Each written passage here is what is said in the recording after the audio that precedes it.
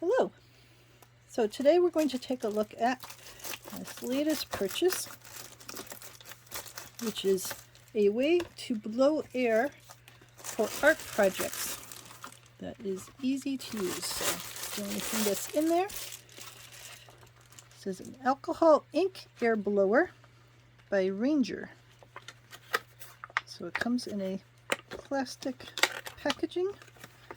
It's very easy to pop open, so I can recycle that part. Put that over there. And I have to throw that part away. Just a shame, but that's the way things go.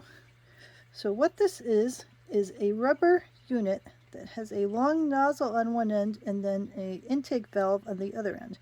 So when you press it down, it blows air out that end, and then it sucks it back in. So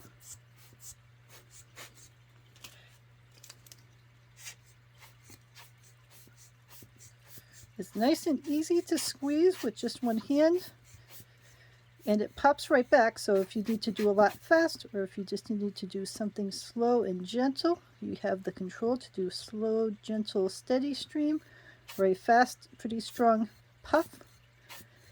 For alcohol ink, when you have the ink down on the substance and then you're trying to blow it to make petals or whatever shapes you're trying to make, you might want to just move it a little bit with a gentle push, or to move it a long amount.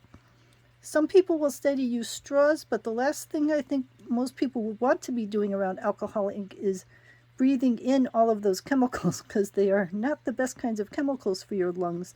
So I would highly recommend not using a straw, and not only that, but that you really should have a mask on when you're working with alcohol ink to keep that kind of chemicals from getting into your lungs. And this then becomes the solution, so that instead of using a straw to blow things around, you are able to make the ink move with the blower system. And I suppose, the alternative is to use a hairdryer, but a hairdryer is a fairly strong stream and generally a fairly wide stream unless you start getting into nozzles or other things. I really like this because you can go soft and gentle, you can go stronger. It is not adding heat. Even a cool setting on a hairdryer tends to have some heat as part of it. This is always going to be room temperature and a nice steady stream exactly where you want it. So I will put some notes in the review about my progress with using this on actual ink so you can see it in motion.